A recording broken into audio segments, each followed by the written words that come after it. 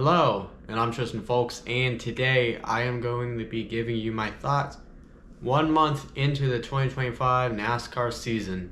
So with those races, I'm going to exclude Bowman Gray, which Chase Elliott won. That was a cool weekend, but this will include Daytona, Atlanta, Circuit of the Americas, and Austin, Phoenix, and Las Vegas. Those races have definitely seen some winners. At Daytona, we saw William Byron go back-to-back. I did not think that was going to happen, which I mentioned in my Daytona video. Then in Atlanta, I also mentioned this at the end of this video, we see Christopher Bell win. So we see two championship contenders come away with 2 wins. And then Christopher Bell ends up winning at COTA, which I did not put in my fantasy lineup that day, which kind of frustrated me, but I didn't know what the new configuration would do. But I had him at Phoenix, and he won. And then we go on to Las Vegas, where we saw Josh Berry win his first career race. I don't know why they didn't really mention that too much on the broadcast, but that was his first race, and he's been a hard-working driver, so shout out to him. Looking at what the current playoff grid looks like if we were to start this today, based on the regular season champion, we'll have William Byron, followed by Christopher Bell, Josh Berry, and then based on stage wins, Kyle Larson, Ryan Blaney, Joey Logano, Bubba Wallace, and then following that, we should have Chase Elliott, Alex Bowman, Chris Buescher, Ross Chastain, Denny Hamlin, Michael McDowell, John Hunter Nemechek, and Ricky Stenhouse Jr. We're also going to rewind, and we're going to talk about some of these races. I talked about Daytona and Atlanta in my videos, and the big thing we talked about by the time it was Atlanta was inconsistent officiating. I'm going to go a little more in detail in this one. So at Duel 2 at Daytona, we saw a caution. Do not agree with it. The Fresh from Florida 250, which was the Truck Series race, we saw a caution. I probably don't agree with it. Didn't really matter because Kligerman did not win at the end of the day. Corey Heim did. And then other than that, there was nothing to race for. And I saw Garcia was stopped in turn 4, but I don't know when that happened. Daytona 500, no caution. Then there was just nothing to race for. Can't say I agree with that call. Then we go to Atlanta for the Bennett Transportation Logistics 250, no caution. And that was like one of the biggest wrecks we've probably seen in Atlanta with this new configuration. They just let them race. So I'm like, this is how it's going to be. And then the Better Hope 400, we see a caution, which I do not agree with. So I would say I probably disagree about all of these. The Truck Series, I don't really so much care about that caution, really. But I throw up the question, how do we fix this?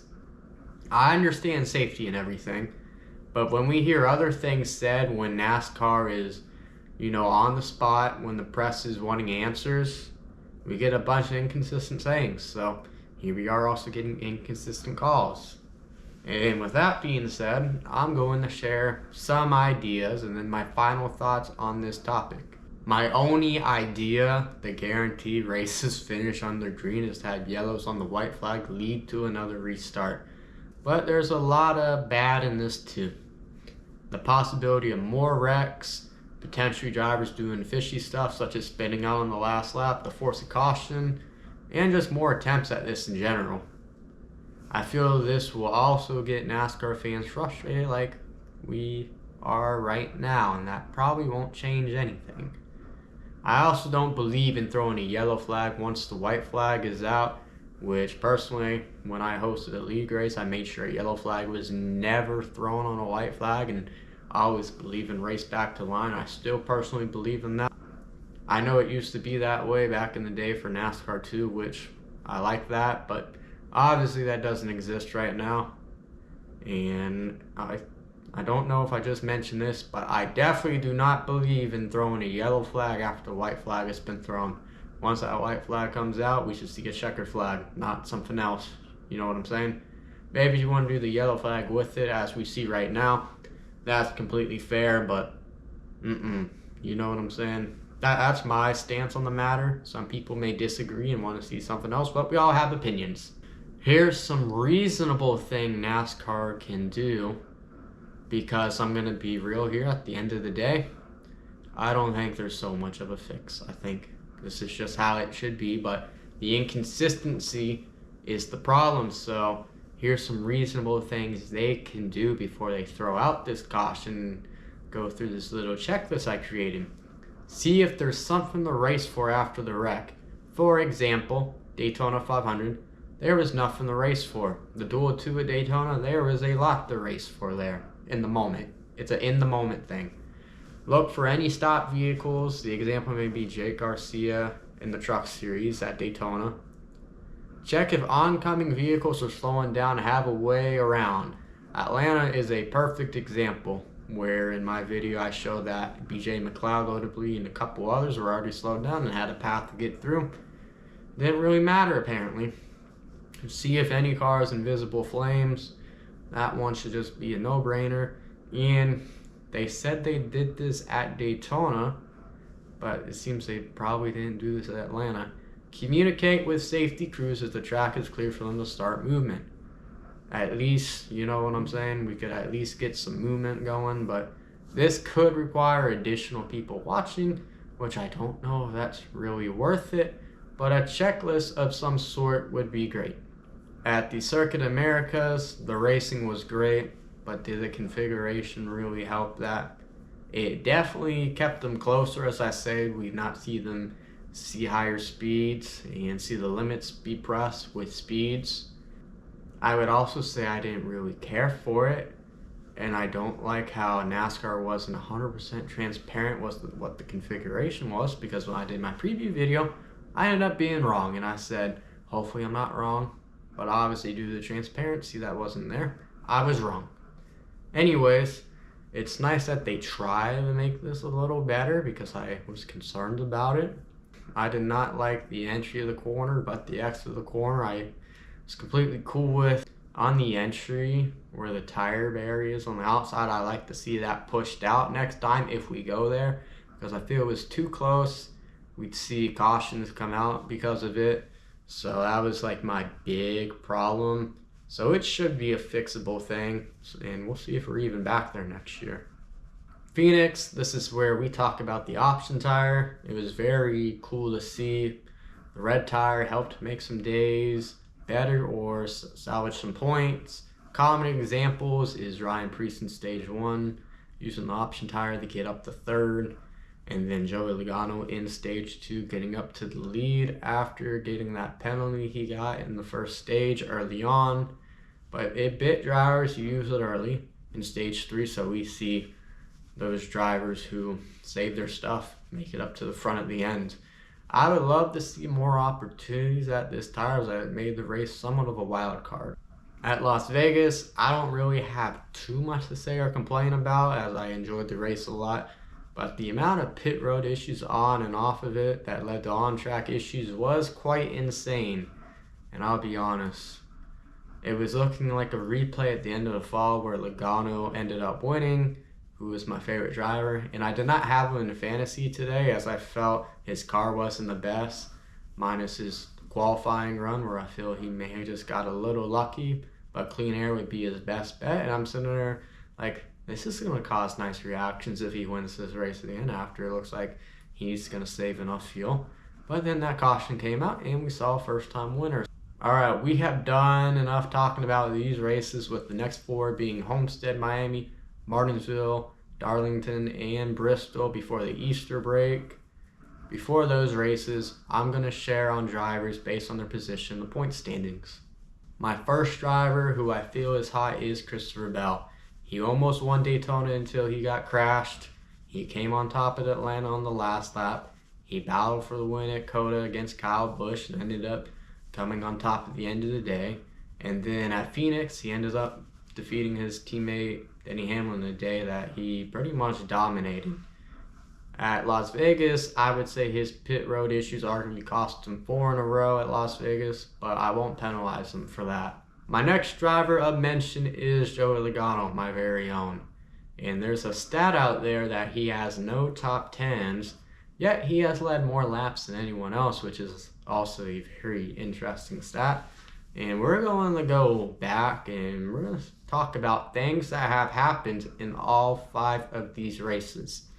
At Daytona, after coming back from engine issues running in the top 10, whether it was 6th or 7th, His impatience with Ricky Stenhouse Jr. saw him wrecked out. At Atlanta, he ended up having a slow pit stop, and then on the last lap, he got caught up with Josh Berry making a bad block, which ended up seeing him lose positions and get caught up in that wreck. So that cost him a top 10 there when he was running inside the top 10. At Coda, when he was running right around there too, he ended up getting spun with just a few laps to go off Todd Gilliland's nose. Then at Phoenix, he ends up getting a penalty from the lead, and he uses the option tire early. I would have much liked to see him just suck it up and drive through the field, even though, yes, that's a hard thing to do, but that would have been better, but oh well. And then just now at Las Vegas, once again on pit road with the lead, about 16, 15 to go. Pit crew just absolutely blew it, and he ends up losing another race right there, let alone he drops out the top 10. So he does not have a top 10 still, but I don't believe there's any worry for Logano. This is, as a fan, something I don't really even care about. I know it'd be nice to get a top 10, but right now he's 8th in points and projected in 6th seed in the playoffs. So honestly, it's fine. More races ahead, and just keep staying in that top 16 and get points. Josh Berry, who just won at Las Vegas, I wanted to mention him. He's put together a few solid races. He wrecked at Daytona. He led a lot of laps at Atlanta before he fell a little back. I think it was a pit road thing. And then he ends up putting a bad block that ended his day on the last lap. But then Austin wasn't so much great. But then we go to Phoenix. He ends up finishing in the top 5 and was running really good there. And then Las Vegas, ultimately, he won. So the only issues we're seeing in these great races where there's pit road issues. So if they can navigate that, you may want to watch out for Josh Berry in the playoffs. And weird enough, I feel we could be kind of talking about how Joey Logano could have a win right now, but we're looking at that just being Josh Berry right now. And that's not an unbiased opinion. I'm just kind of seeing it's a little similar. But Josh Berry's came on top at the end of the day with a win. The one driver that is a surprising one for me is John Hunter Nemechek. He's continuing to stay in the top 16, but he's only in by 2 points. I'm not sure how much longer this is going to last, but his Daytona finish and staying out of trouble and taking care of his equipment has him in this situation right now. But we'll see if this team can find some momentum to stay within the top 16. I got a good one here, and this one is going to be Austin Cindric, who could be 6th in points right now, but his 50-point penalty, which I want to say that's excessive. I feel 25, not 30 would have been good, but 50 is crazy. He didn't get suspended. There's a right hook on Ty Dillon where he ended up not hitting. Well, he hit the wall, but it wasn't like a violent impact. I don't recall if it caused a caution. I know they didn't throw a caution, but at the end of the day, he is 22 points behind a playoff spot right now. The good news is minus that race, they've looked pretty sharp, so maybe he will be able to overcome this. The one where I don't know if you want to press the panic button just yet, but Ty Gibbs. I didn't think much of it, but now I'm concerned. Daytona, he wrecked. Atlanta, he wrecked. He may or may not have caused that, and then the tire blowout in Atlanta truly ended his day when he got back on track. Austin didn't go so greatly, but it wasn't so bad. Phoenix, he was in the back. And then Las Vegas, that was just awful. He sits 34th in points, 80 points behind Ricky Stenhouse Jr., holds that last spot. He needs some help like now, because it looks like he's going to have to find the way to win. If they aren't showing any speed, I'm not sure how you're going to even get to the front to win a race. So the good news is there is 21 races to go, but we've already knocked out 5. He's pretty far back. Talking about highlighting the point standings or just highlighting some drivers, we're going to move on to the point standings. And this is what it looks like right now. And you're going to wonder, why is Byron the points leader? The reality is he has got a lot more stage points than Christopher Bell, who has won a lot more. And then we're going to start getting this debate, which I've already seen on Twitter. Do we get rid of stages and stage points? I'm not going to have this conversation right now, but do not be shocked if we have this conversation another time. Personally, I don't like stages as they cause cautions, and I would like to see races play out naturally, but we'll see. But overall, based on my predictions in my preview video, we're looking good minus Josh Berry scoring a win, which obviously that's no discredit to him. He earned it and it's looked good. But Ty Gibbs very well may not make the playoffs, so maybe that'll just be a substitute for the one driver that gets in for Ty Gibbs. And then other than that, 11 to 16 of my guys that I picked are currently in, minus Ty Gibbs. The ones that I did not mention that are not in will be Chase Briscoe, Kyle Busch, Ty Gillen as my crazy pick, and then Shane Van Gisbergen.